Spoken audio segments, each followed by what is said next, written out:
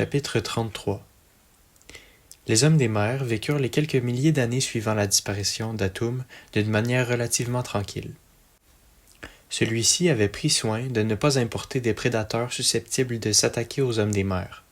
En outre, la nourriture se trouvait en abondance là où ils se tenaient, et ils n'eurent donc pas non plus à se soucier de leur alimentation outre mesure.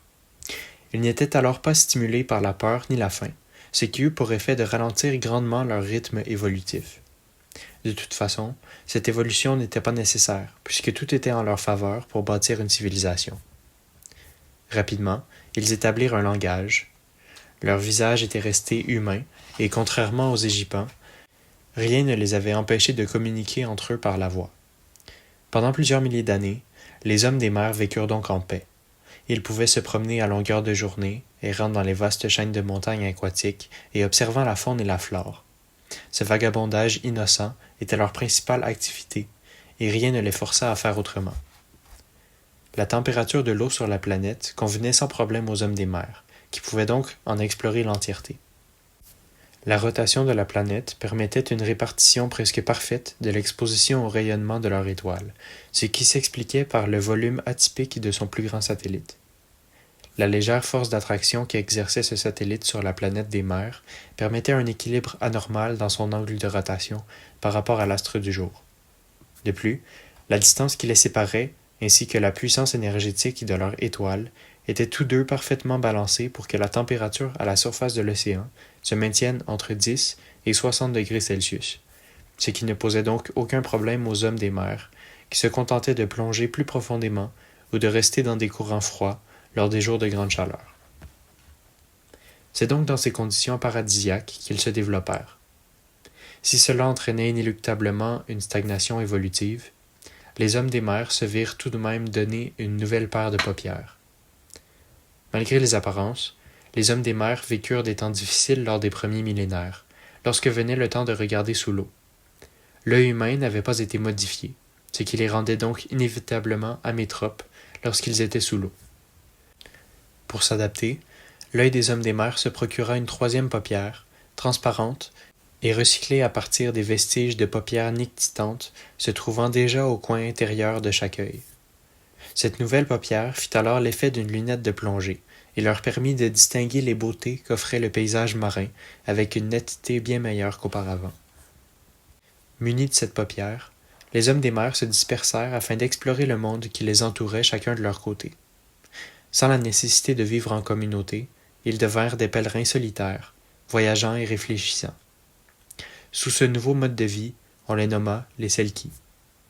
Il arrivait que les Selkis se rencontrèrent et prennent le temps de discuter de sujets philosophiques ou de leurs découvertes biologiques et géologiques, mais la plupart continuaient ensuite leur voyage seuls. Leur culture fut donc transmise oralement, sans qu'aucune marque physique témoignant de leur passage ne soit découverte. Cela s'expliquait simplement du fait qu'ils ne virent jamais l'intérêt de bâtir des maisons ou de créer autrement que par la pensée. C'est donc ainsi que s'écoula le temps des Selkis, et pendant plusieurs milliers d'années, rien ne vint bousculer l'ordre des choses sur leur planète. Chapitre 34. Les hommes de l'espace se développèrent d'une manière bien étrange. Puisqu'ils faisaient partie de la première espèce à vivre entièrement dans l'espace, des modifications insolites se produisirent dans leur fond génétique. Les hommes de l'espace n'avaient rien à faire d'autre que de se tenir ensemble et discuter longuement. Le ralentissement de leur organisme que nécessitait leur sobre mode de vie rendait toute action infiniment plus longue. La vie passait lentement, sans qu'ils puissent y faire quelque chose d'autre que socialiser. Les familles nombreuses devinrent donc à la mode, certaines familles pouvant avoir jusqu'à une vingtaine d'enfants. La reproduction de l'espèce se faisait en laboratoire, sans le besoin d'intervention humaine, mais les couples avaient le droit de commander un enfant, et même de donner leur gène pour que l'enfant puisse ressembler à ses parents. Puisque les familles étaient nombreuses et qu'elles étaient à la mode, la population des hommes de l'espace augmenta exponentiellement, ce qui était favorable à la transmission des mutations. En outre, les mutations en elles-mêmes devinrent incroyablement plus fréquentes que chez les êtres terrestres. Une planète qui battait tous les records déjà établis d'après Atum. D'ailleurs, celui-ci n'avait pas anticipé qu'un tel événement se produirait.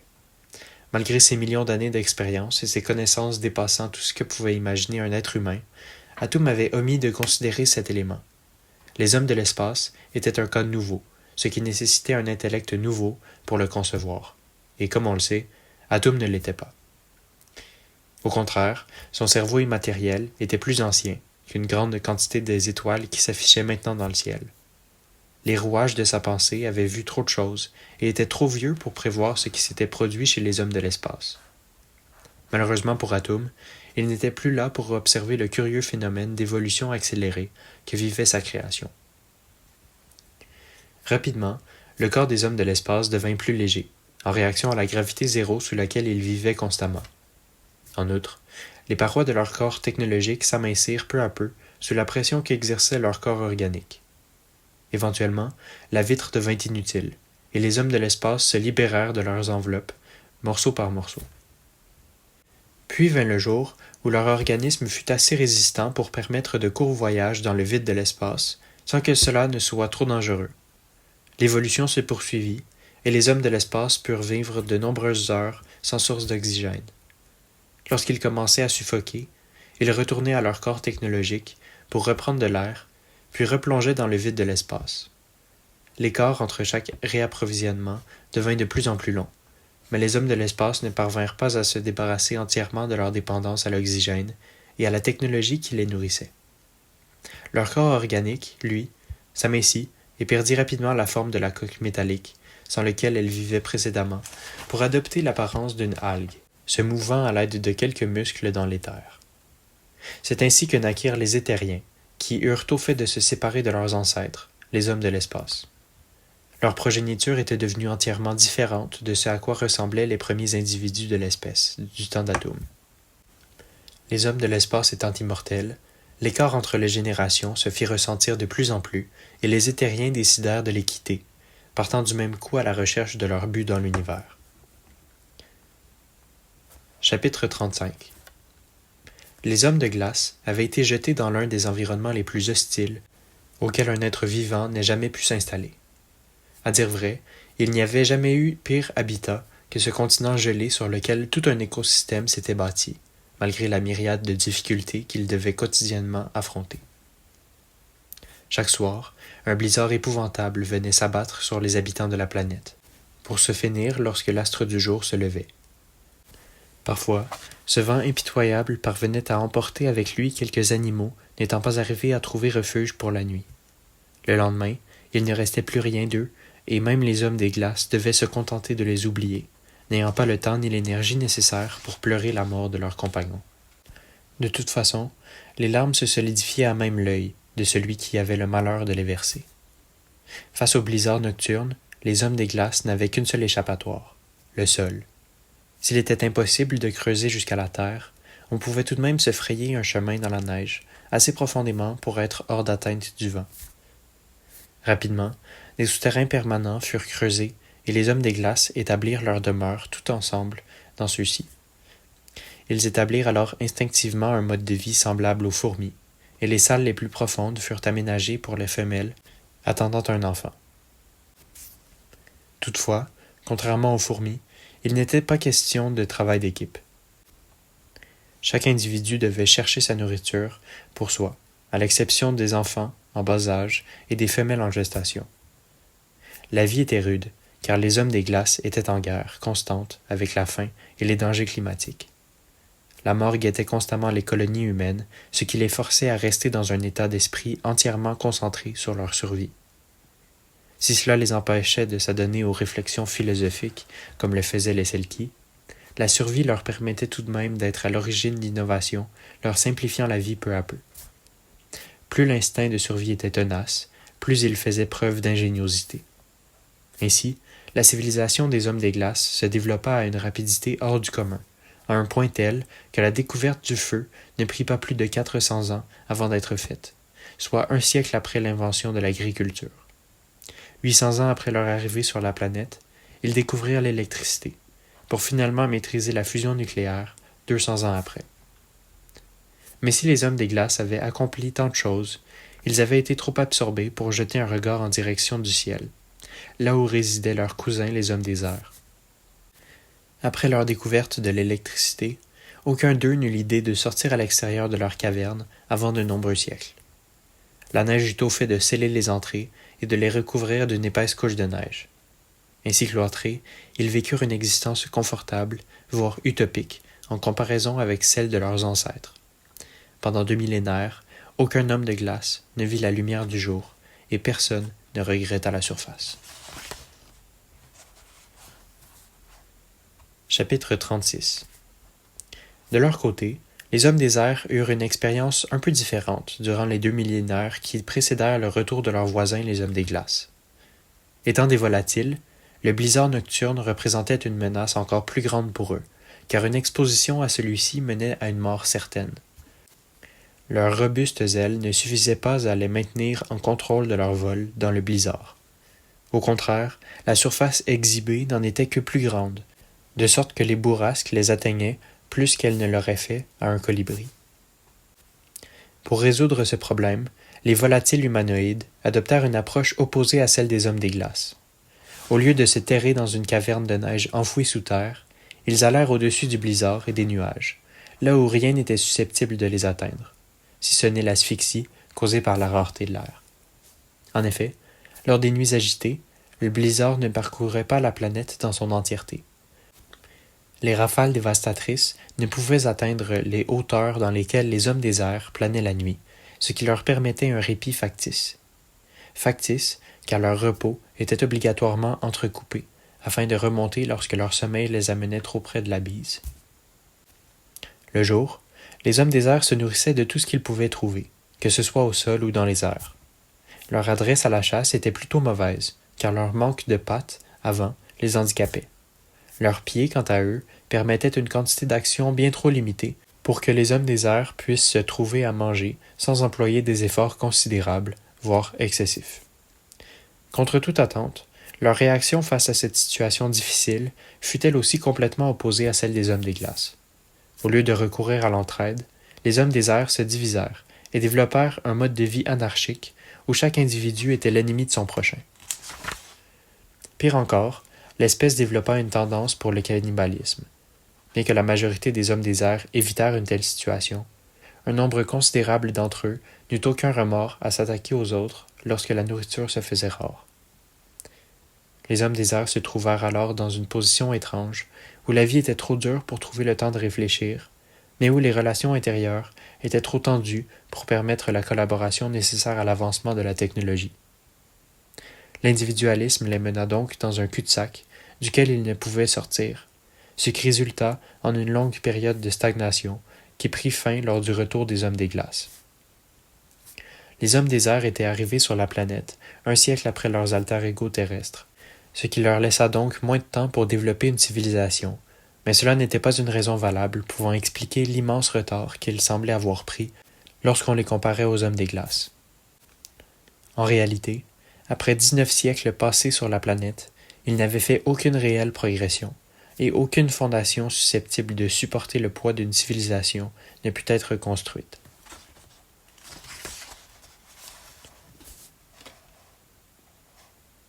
Chapitre 37. Les deux espèces de la planète de glace vécurent donc séparément pendant 2 millénaires. Au tout début, de brèves rencontres entre les deux races avaient eu lieu, mais celles-ci étaient purement fortuites et aucune connexion réelle ne s'était produite, puisque, à l'époque, personne n'avait eu le temps d'assouvir sa curiosité ou de se lier d'amitié avec qui que ce soit. 2000 ans plus tard, les choses avaient changé. Les hommes des glaces étaient devenus une espèce dotée de connaissances scientifiques allant bien au-delà de ce que pouvait suggérer leur physique de gros primates, autres biotiens. En outre, il est important de noter que l'instinct de survie avait fini par s'estomper, puisque les hommes des glaces avaient fini par s'adapter à leur environnement, ce qui avait permis le développement de l'art, principalement sous forme de littérature et de peinture. Puis, des profondeurs de la mémoire génétique, surgit un soudain goût pour l'aventure, alimenté par l'ennui et les ressources abondantes qui permettaient un tel luxe. L'épaisse couche de neige qui s'était peu à peu accumulée sur la caverne des hommes des glaces se vit alors ébranlée par des vibrations puissantes, faisant sursauter les grains légers de la surface. Ce tapis de neige, si on pouvait l'appeler ainsi, avait pu s'accumuler suffisamment de flocons pour que 200 mètres de neige séparent l'entrée de la caverne à la surface. Après plusieurs siècles de tranquillité, la neige se vit transpercer à partir du bas jusqu'en haut, puis une foreuse émergea du sol dans un éclat de neige et de bruit de moteur pour laisser place à une légion d'explorateurs. Les générations s'étaient succédé sans que personne ne soit là pour témoigner de ce qu'il y avait à la surface, et le peu d'informations provenant de leurs lointains ancêtres s'étaient coincées dans les rouages du temps, ce qui avait laissé une part de mystère pour leur descendance, qui n'hésita pas à combler l'inconnu à l'aide de légendes et d'hypothèses farfelues, ne méritant même pas d'être mentionnées ici, par respect pour l'espèce. En découvrant enfin ce qui se trouvait véritablement à la surface, les hommes des glaces eurent la bonne surprise de faire la connaissance de leurs voisins insoupçonnés, les hommes des airs. Rapidement, un contact fut établi, et les hommes des glaces, comme les hommes des airs, découvrirent qu'ils n'étaient pas la seule espèce sentiente sur la planète. Puisque les hommes des glaces possédaient une longueur d'avance technologique considérable, leurs nouveaux compagnons eurent tôt fait de s'assimiler à leur culture. Les hommes des airs se montrèrent tout aussi intelligents que les autres sous-races d'humains, malgré le peu d'accomplissements qu'ils avaient fait jusqu'à maintenant, ce que les hommes des glaces comprirent avec difficulté. Au premier contact, ceux-ci prirent leurs voisins ailés pour une espèce dégénérée, loin du potentiel qu'eux-mêmes avaient démontré. De plus, un acte de cannibalisme fut un jour observé entre deux hommes des airs, ce qui ne fit qu'augmenter la réticence de leurs voisins face à une association. Les hommes des glaces oublièrent peu à peu les tendances anthropophages de leurs compagnons, et après quelques décennies d'incompréhension, les deux races se reconnurent comme l'égale de l'autre. Avec l'arrivée des hommes des glaces et de leurs étranges inventions, la vie sur la planète devint rapidement plus simple pour les hommes des airs, et le cannibalisme finit par disparaître complètement. Une colonie fut alors installée à la surface, et celle-ci devint rapidement l'unique endroit où les deux espèces vécurent en harmonie. Des deux côtés, certains individus furent hésitants à l'idée de rencontrer leurs voisins, mais malgré cela, la majorité de la population des deux espèces vint s'installer ensemble dans la colonie, ce qui marqua le début de la première alliance interespèces. Chapitre 39.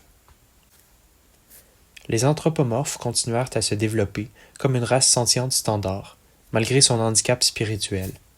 Ils n'avaient certes pas d'âme, mais cela ne les empêchait pas d'ériger des gratte-ciels et de former des empires. La haine de son prochain et l'individualisme à tout prix n'étaient pas favorables au développement, mais ils ne l'empêchaient pas d'avoir lieu. Peu à peu, leur civilisation se complexifia, et leur technologie avança jusqu'à ce que soit possible l'exploration spatiale.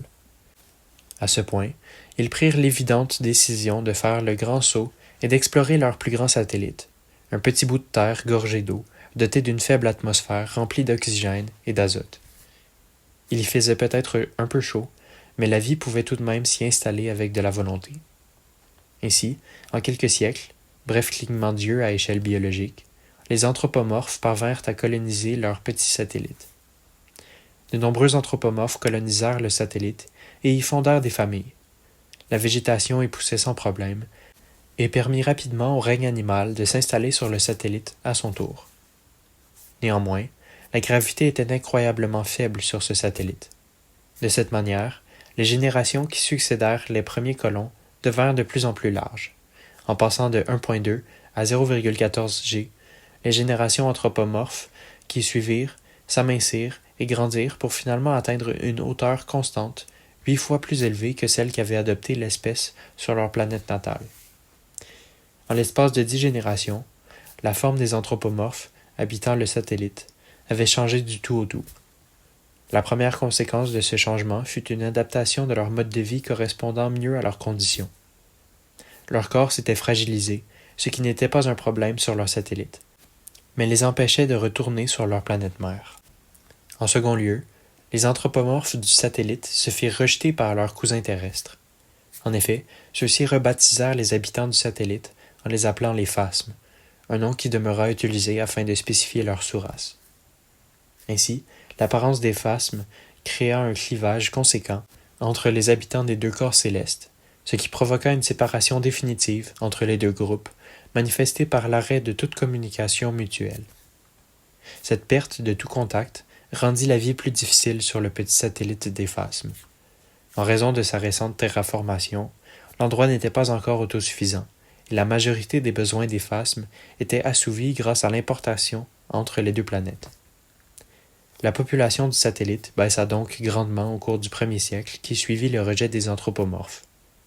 La famine frappa mortellement plus de la moitié de la population.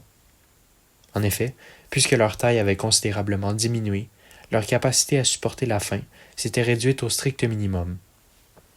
Ceux qui survécurent, quant à eux, durent adopter une vie autarcique de cultivateurs. Puisque les phasmes avaient gardé le caractère de leurs ascendants, cette autosuffisance provoqua une misanthropie générale encore plus importante que celle qu'avaient adoptée les anthropomorphes avant eux. Les phasmes vivaient chacun de leur côté, dissimulés derrière leur haute culture qu'ils entretenaient précieusement. Toutefois, leur insociabilité finit par les perdre. Sans contact avec les autres membres de leur espèce, leur renouvellement diminua jusqu'à devenir inexistant. Les phasmes ne se reproduisaient tout simplement plus. Puis un jour, ils s'éteignirent brusquement. Les anthropomorphes n'y portèrent aucune attention, et leur histoire se termina ici. Chapitre 40. Comme les Selkis l'avaient fait avant eux, les Éthériens furent condamnés à se recroqueviller dans leurs pensées, faute d'un corps suffisamment développé pour leur intellect. Un être intelligent dépourvu de corps, apte à créer, ne pouvait faire autrement. C'est donc une étrange culture que façonnèrent et entretèrent les Éthériens. Une culture dépassant les limites de toutes les autres dérives humaines issues des élans créatifs d'Atum, car derrière, ces flasques coquilles se cachaient des êtres lumineux à l'intellect décontenançant par sa rigueur d'esprit. Pendant de nombreuses années, les Éthériens voguèrent au gré de l'espace et de ses courants radioactifs, dans une étrange tranquillité. Heureusement pour eux, il n'y avait aucune friction dans l'espace, ce qui leur permit de voler à une vitesse folle, sans jamais être ralentis. Cette vitesse était acquise en naviguant dans les courants et en emmagasinant leur énergie pour un éventuel arrêt. À force de parcourir les vastes étendues de l'espace, ils apprirent à plonger dans les profondeurs de leur intellect. Furetant dans chaque recoin mental, les Éthériens se découvrirent des capacités que nul n'avait pu soupçonner, des habiletés qui avaient été présentes dans leur cerveau humain depuis Adam, mais qui n'avaient jamais été dénichées, faute de temps et de moyens. Certains avaient un jour avancé que l'esprit résidait là où il ne pouvait aller. Cette philosophie perdit tout son sens lorsque les Éthériens découvrirent des habiletés concrètes lors de l'exploration de leur psyché. Parmi ces capacités, la plus fulgurante était sans aucun doute la télépathie. Ce rêve qu'avaient eu tant d'humains s'était enfin réalisé. Ils avaient commencé par des essais timides et peu fructueux pour ensuite parvenir à un résultat surprenant. La terra incognita du cerveau avait pu être colonisée, et les Éthériens en avaient ratissé toute la zone permettant la télépathie, de sorte que tous les Éthériens pouvaient communiquer par ce moyen. Au fil du temps, une sorte d'intelligence collective se forma, et l'individualité s'effaça au profit d'une seule et même intelligence contrôlée à partir de l'ensemble des Éthériens. Ils étaient les vecteurs de leur puissance de calcul qui, une fois réunie avec celle des autres grâce à la télépathie, permettait l'existence d'une supra-intelligence, nommée Etheria. Etheria passa donc de nombreuses années à flotter dans l'univers, à la recherche d'un but, passant tout son temps libre à réfléchir, errant dans l'abstraction de ses pensées. Puis un jour, les rêvasseries prirent une brusque fin, lorsque les Éthériens tombèrent nez à nez avec les batteries de fœtus d'Atum, flottant elles aussi dans l'espace intersidéral. Ainsi, l'exode éthérienne se vit momentanément arrêté par cette étrange découverte. Etheria explora les vestiges de l'expérimentation, constatant avec horreur que les fœtus étriqués dans la machinerie extraterrestre avaient une ressemblance flagrante avec les hommes de l'espace, leurs ancêtres. Pendant de nombreuses journées, les Éthériens fixèrent les fœtus encore vivants avec impuissance, séparés par un mur de verre. Pendant ce temps, Etheria utilisa toute sa puissance de calcul au profit de la cause des batteries humaines, cherchant un moyen de les délivrer de leur cage d'acier. Il ne faisait aucun doute que les fœtus étaient prisonniers de la machine qui pompait toute la vie hors d'eux, ne leur laissant que le minimum d'énergie pour qu'ils puissent survivre et se reproduire. Au bout de quelques jours, Etheria trouva une solution et actionna un mécanisme permettant l'évacuation des fœtus et de la solution nutritive dans laquelle ils étaient bercés. Quelle fut alors leur surprise lorsqu'ils réalisèrent que les fœtus qu'ils avaient délivrés du joug de la machine avaient brusquement cessé de vivre au contact du vide spatial. Tous les signes vitaux s'étaient éteints et plus aucun fœtus ne put rester en vie. Dégoûté par son action, Etheria quitta les lieux, reprenant tranquillement une vitesse de croisière normale, poussée par les puissants courants du flux cosmique. Chapitre 51. Après la chute de l'Empire métalliste, la mort des hommes métalliques et l'extinction des Talosiens, seule une poignée d'êtres sentients purent survivre dans les systèmes planétaires de l'Empire. Alors que tous mouraient peu à peu, un regroupement de Talosiens décida de s'enfuir par un moyen entièrement nouveau. Que ce soit par couardise ou par dévotion envers le métallisme, ce groupe décida de se transformer complètement en robots. Au lieu de demeurer des cyborgs mi-hommes mi-robots, ils devinrent des humains, entièrement faits de métal. De plus, ils décidèrent de ne pas avoir de forme humanoïde, afin d'échapper à tous les regards. Pendant longtemps, ils demeurèrent de simples boîtes de métal à quatre pattes, demeurant empilées dans un coin, en attendant la fin de la guerre. De cette manière, ils n'eurent à craindre rien d'autre que leur perte d'énergie. S'ils s'étaient transformés en boîtes de métal, ils ne s'étaient pas dématérialisés pour autant. Leurs organes vitaux étaient maintenant faits de métal, mais nécessitaient encore de l'énergie afin de fonctionner. Des panneaux solaires avaient donc été installés sur leur dos, ce qui suffit pour le restant de la guerre, compte tenu de leur inaction. Outre leur cerveau, il n'y avait aucune fonction qui nécessitait un apport d'énergie important. La guerre se poursuivit donc sans eux. Après leur transformation, les golems s'étaient séparés en petits groupes, et nombre d'entre eux étaient clandestinement entrés à bord des vaisseaux qui les emmenèrent aux quatre coins de la galaxie. Ainsi, ils limitèrent leurs chances de tous s'éteindre. Si une planète se voyait entièrement détruite par une bombe, les golems qui l'habitaient mouraient sous l'impact, mais leurs congénères vivants sur d'autres planètes gardaient l'espèce en vie. Réfugiés sous la surface dans des entrepôts ou dans un abri nucléaire, les golems restèrent cachés, attendant patiemment la fin de la guerre. Puis, les dernières bombes tombèrent, et les derniers cris résonnèrent, laissant ainsi les golems dans un monde inanimé. Lorsque plus un son ne se fit entendre, les golems cessèrent leur immobilité, et constatèrent le résultat de la guerre. Les métropoles qu'ils avaient autrefois habitées étaient des ruines encore fumantes. Les animaux des villes étaient tous morts, et seuls les endroits les plus reclus dans la campagne continuaient à accueillir un semblant d'écosystème. Les hommes métalliques et les Talosiens s'étaient éteints en emportant avec eux nombre de plantes et d'animaux, de sorte que seule une poignée de rescapés était encore en vie. Les golems ne pouvaient ni se reproduire, ni réparer leur corps robotique en cas de dysfonctionnement. En raison de leurs conditions, ils allaient vivre longtemps, mais ne savaient tout de même pas quand finirait leur jour. Les golems durent donc recommencer leur vie à partir de ces ruines. Néanmoins, elles furent utilisées non pas à des fins matérielles, mais pour établir une morale. En effet, les ruines témoignaient du danger de la technologie et de sa mauvaise utilisation. Les ruines démontraient que la conscience venait avec une responsabilité, celle de protéger la nature et d'en être le maître. En se basant sur ce simple principe et avec les ruines comme constant rappel, les golems renoncèrent à la technologie, aussi simple soit-elle. Ni armes, ni appareils de communication, ni maisons, ni feu.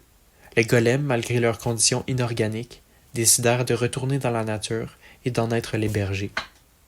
Les planètes qu'ils habitaient étaient maintenant de simples carcasses inanimées, auxquelles il fallait instiller la vie une seconde fois. Ainsi, à l'exception de leur corps métallique, la nature reprit entièrement ses droits grâce à la supervision intensive des golems. Les maisons devinrent des jardins et les villes des forêts. Puis, lorsque leur tâche fut terminée, les golems s'éteignirent, satisfaits. Chapitre 42. Alors que les sous-espèces humaines se développaient dans les alentours de la Terre, la planète natale des Elohim, que l'on appelait autrefois les Hélios, continuait à déborder de vie, et cette vie se développait à une vitesse alarmante. Les primates arboricoles, ainsi que les éos, étaient parvenus à se développer chacun de leur côté, et avec quelques milliers d'années d'avance en comparaison avec les Homo sapiens et leurs descendants. Ainsi, lorsque les éos découvraient la fusion atomique, les Terriens inventaient l'écriture et les Égyptiens tentaient de communiquer entre eux pour la première fois. Mais quelques siècles avant que les Éos fassent cette découverte essentielle au développement d'une civilisation interplanétaire, les primates foulaient encore le sol de la planète. Au fil du temps, ils avaient modifié leur régime alimentaire, à l'époque uniquement constitué de fruits des arbres à feuilles rouges, afin de vaincre la famine et de surpasser la limite démographique établie par la faible quantité de nourriture qui se trouvait à leur disposition. Une fois que cela avait été fait, les primates avaient rapidement compris qu'il était inutile de limiter leur territoire aux forêts d'arbres rouges, et c'est ainsi qu'ils s'aventurèrent sur les territoires des Éos. Un contact fut fait, aux grandes dames des primates qui se virent rapidement attaqués par des Éos hostiles qui ne supportaient pas la présence d'étrangers à l'aspect aussi repoussant. Les Éos habitaient dans les déserts arides, qui avaient été créés à la suite de la guerre nucléaire des Hélios, plusieurs millions d'années auparavant. La chaleur intense qui y régnait était nécessaire au confort des Éos, ce qui les avait dissuadés d'explorer le reste de la planète, expliquant ici pourquoi les deux espèces sentientes qui vivaient sur la planète ne s'étaient pas rencontrées plus tôt. L'isolement des Éos avait donc créé chez eux une phobie des mammifères velus qui habitaient le restant du globe. Peut-être les associaient-ils au grand froid des hémisphères. Peut-être était-ce simplement de la xénophobie sans fondement évolutif. Dans tous les cas, les Éos avaient une peur viscérale des primates qui vinrent sur leur territoire. Afin d'y remédier, les Éos s'engagèrent dans une guerre contre leurs voisins, et leur supériorité technologique et démographique leur accordèrent la victoire. En l'espace d'un siècle, toute l'espèce fut décimée, et seuls quelques fossiles purent témoigner de leur existence passée. Plusieurs siècles après, les Éos apprirent à maîtriser la fusion nucléaire, ce qui leur permit d'explorer les planètes de leur système solaire, ainsi que d'aller jeter un coup d'œil à la sphère de Dyson qui entourait leur étoile. La plupart des planètes voisines n'avaient pas été terraformées par les Hélios, et la vie n'y était donc possible qu'à l'aide de bâtiments fermés.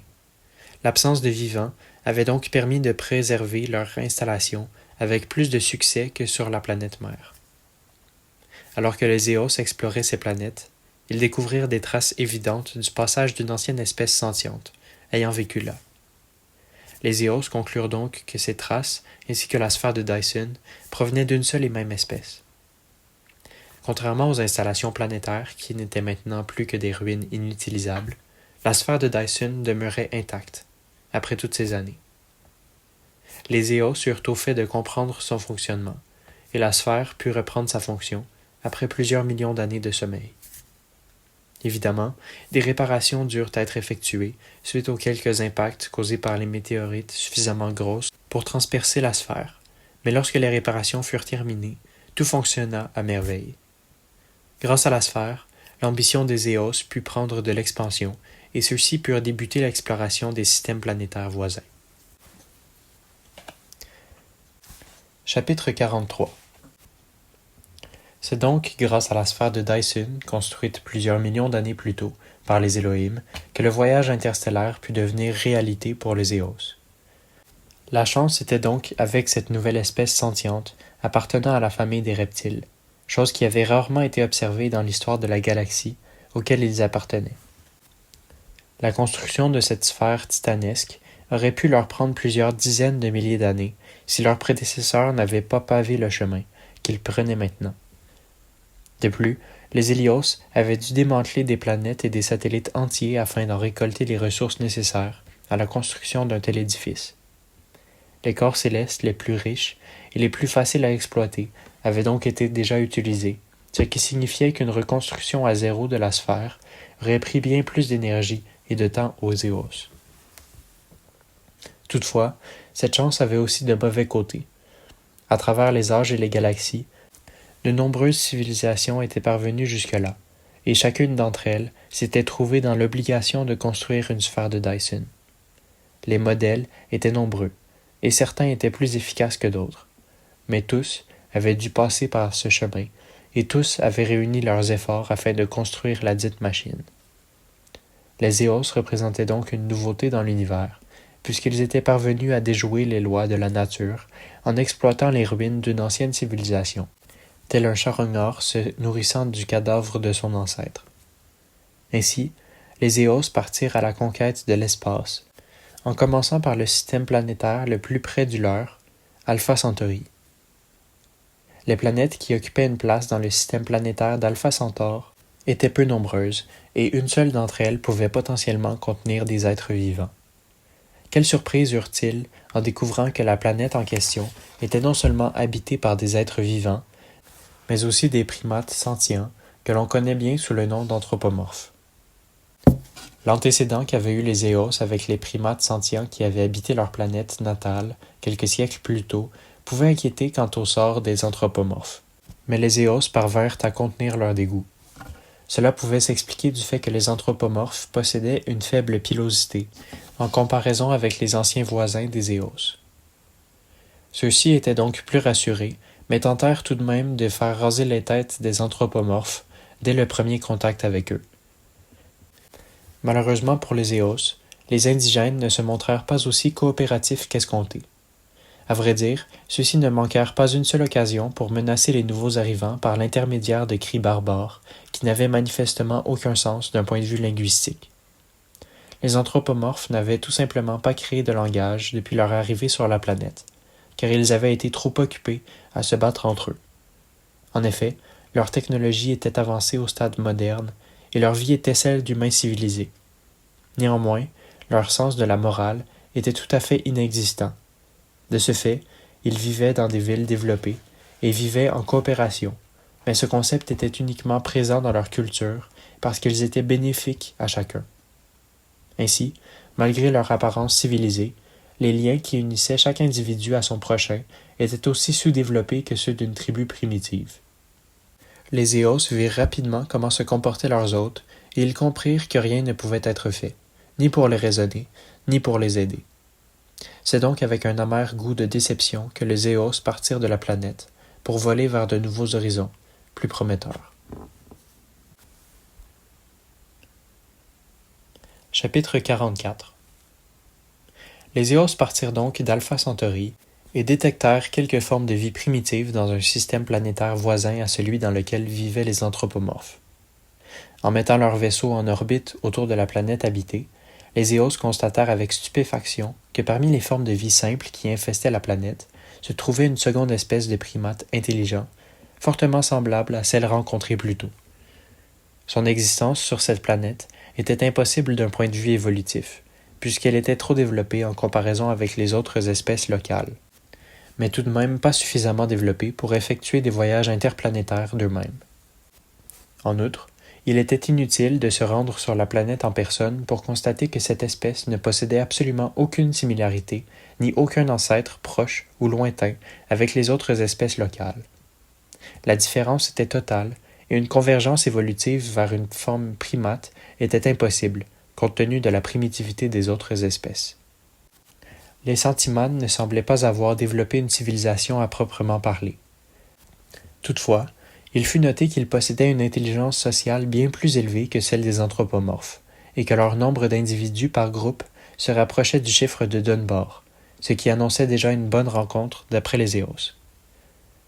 Ceux-ci entreprirent donc de faire descendre une navette afin d'établir un premier lien avec les Centimanes et d'évaluer leur potentiel. L'unique but des Éos était de créer une alliance avec les intelligences qu'ils rencontreraient sur leur long chemin. C'est donc dans cet espoir que le petit groupe d'ambassadeurs posa les pieds sur la planète des Centimanes. En pleine jungle, les Éos prirent de nombreuses journées à les chercher avant d'entrer en contact avec les Centimanes. Le chemin était parsemé d'étranges plantes, s'en prenant à leur vie par des moyens que même des êtres avancés comme les Éos anticipaient avec difficulté. Malgré tous les dangers, les Éos parvinrent à survivre à la flore locale et à se rendre dans un camp Centimane. Une fois rendus, ils tentèrent de communiquer avec eux et eurent l'heureuse surprise de découvrir que ceux-ci avaient déjà développé un langage qui, bien que primitif, leur permit d'établir les bases de leur alliance. En quelques jours, la poignée de linguistes ayant été amenés dans la navette apprirent à parler leur langue et à communiquer sans trop de problèmes. De leur côté, les Centimanes ne semblèrent éprouver aucun dégoût à la vue des Éos, allant même jusqu'à les accepter en tant qu'hôtes dans leur campement. Voyant que les Éos ne leur voulaient aucun mal, ils baissèrent rapidement les gardes, laissant la curiosité prendre le dessus sur la prudence. Puis, après 2 mois passés parmi les Centimanes, les ambassadeurs retournèrent à leur navette pour faire le voyage inverse et revenir au vaisseau en orbite autour de la planète. Néanmoins, ils amenèrent quelques individus intéressés à découvrir ce qui se cachait au-delà du ciel rouge opaque qui bloquait constamment leur vue des étoiles. Au retour, des rapports furent faits sur la situation et quelques navettes furent à nouveau lancées en direction de la planète pour établir des écoles et des ambassades qui permettraient éventuellement de civiliser les Centimanes. Le reste de la flotte, quant à elle, poursuivit son chemin vers de nouveaux horizons, à la conquête de l'espace et de ses secrets. Chapitre 45. Avec les 2 découvertes d'êtres sentients précédents, les Éos eurent l'impression que l'univers regorgeait de vie intelligente.